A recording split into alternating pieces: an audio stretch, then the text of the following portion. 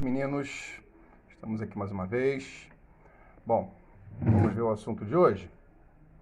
Hoje a gente vai falar sobre o reino Monero. Então vamos lembrar o seguinte: seres vivos são todos aqueles que apresentam determinadas características. Porém, tem a exceção dos vírus, que são seres vivos que não têm todas as características. Então, a gente começa a ver hoje os grupos de seres vivos que reúnem todas as características necessárias para a classificação, tá? Então, a gente começa no reino mais simples, que é justamente o reino Monero. A gente diz que eles são formados por células procariotas, que são células muito simples, não tem núcleo individualizado, não tem organelas do citoplasma. Existem alguns organismos pluricelulares, porém a maioria dos representantes são unicelulares. Esses pluricelulares, na verdade, são aglomerações de células, que podem ser tanto de bactérias como de cianobactérias. Bom, existem os representantes autótrofos, que são aqueles que produzem o seu próprio alimento. Existem aqueles heterótrofos, que são aqueles que não conseguem produzir o seu alimento, por isso eles precisam buscar alimento no ambiente. E, pelo grau de simplicidade, são extremamente simples, os cientistas também acreditam que foram os primeiros organismos a existir no nosso planeta. Então, os primeiros seres vivos eram muito parecidos com esses do reino Monero. Aí, a gente vai explicando, continua explicando, dizendo o seguinte: os heterótrofos, como a gente falou, são aqueles que não conseguem produzir seu alimento, tem que buscar no meio. E existem os autótrofos, tá? No caso das bactérias, a grande maioria é de representantes heterótrofos. Porém, existem algumas bactérias que fazem um processo parecido com a fotossíntese, chamado quimiossíntese, e a partir da quimiossíntese, essas bactérias conseguem produzir seu alimento, tá? As bactérias, de modo geral, são organismos unicelulares, porém, existem colônias. Colônias são aglomerações celulares. Então, várias bactérias se reúnem, ficam grudadas uma na outra, e aí formam essas colônias. E o detalhe é que as colônias só conseguem sobreviver enquanto as bactérias estão juntas. Por isso, alguns cientistas já aceitam chamar essas colônias de organismos pluricelulares procariontes. Muitas bactérias, muitas delas, são de vida livre, ou seja, vivem no ambiente sem estar associados a outro organismo. Algumas são mutualistas. Essas mutualistas, elas têm relações benéficas com outros seres vivos. Porém, existem as parasitas. Essas, sim, elas fazem relações prejudiciais a outros organismos, ou seja, causam alguns tipos de doenças. As bactérias precisam ser vistas de acordo com algumas de suas características. Por exemplo, uma maneira que a gente tem que olhar as bactérias é classificar quanto à forma do corpo. Então, existem as bactérias que têm formato esférico, aí são os cocos. Esses cocos, eles podem estar isolados ou formando agrupamentos.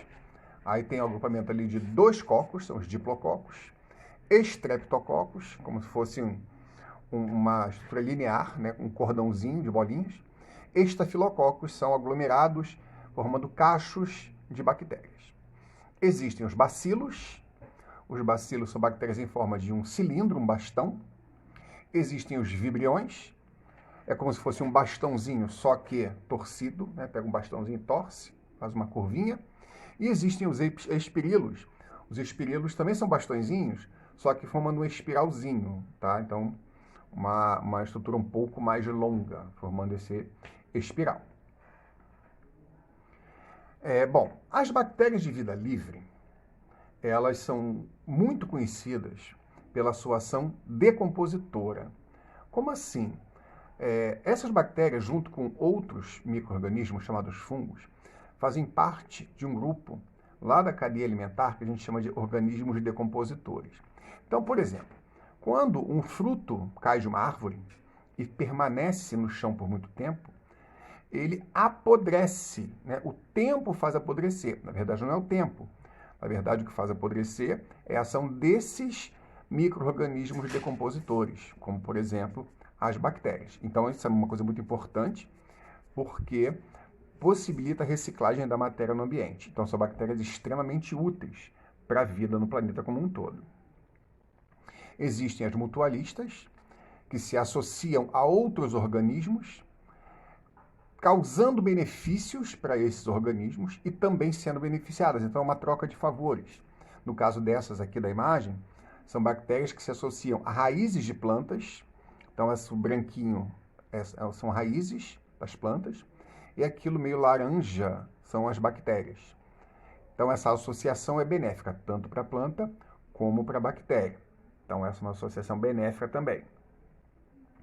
Dentro do sistema digestório de alguns animais, como, por exemplo, bois, vacas e outros ruminantes, existem bactérias que também fazem associação, essa associação benéfica.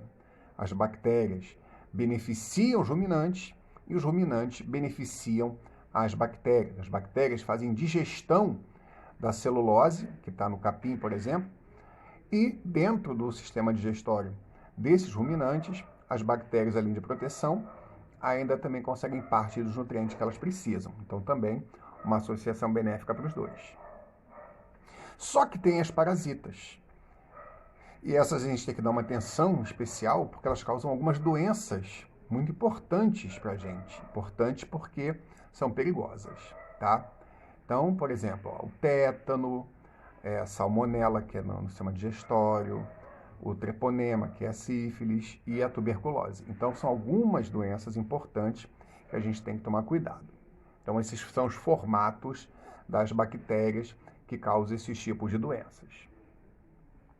Aqui, algumas doenças, só para a gente ilustrar, tá? O botulismo, por exemplo, não é tão famoso assim, mas uma doença importante. Cólera já é mais famoso, que a gente vai adquirir ingerindo água ou alimentos contaminados. Aí tem coqueluche, que é através da saliva, né? Um espirro, uma tosse, por exemplo. A gonorreia, que é sexualmente transmissível, e diversas outras doenças que a gente vai observando. Então, repara que existem diferentes formas de transmissão de bacterioses, de doenças causadas por bactérias.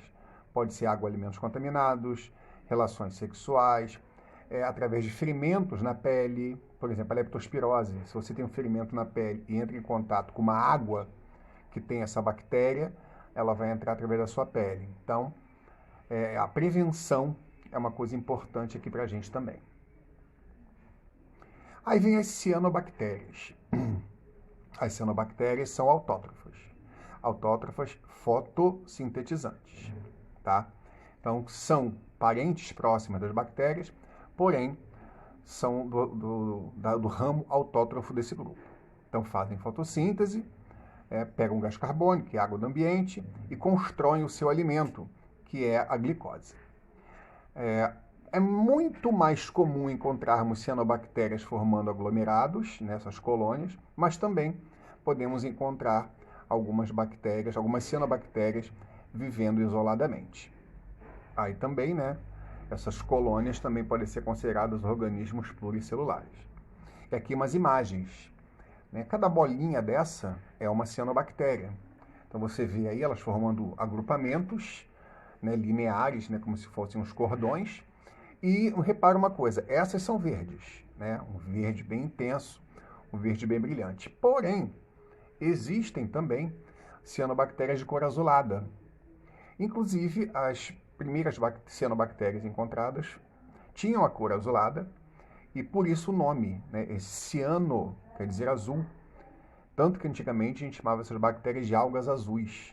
Tá? Agora mudou o nome com uma série de critérios de classificação. Mas são os organismos autótrofos desse reino Monera. Bom, lembrando, os vídeos estão sempre no YouTube, procurem no canal. Se quiser olhar alguma aula anterior, estão todos lá, estão por título. É bem fácil vocês encontrarem. Tá, gente? Semana que vem estaremos de volta com o próximo vídeo.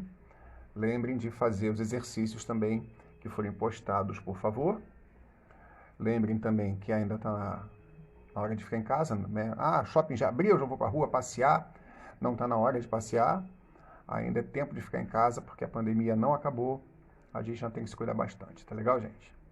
Tudo de bom para vocês, tchau, tchau.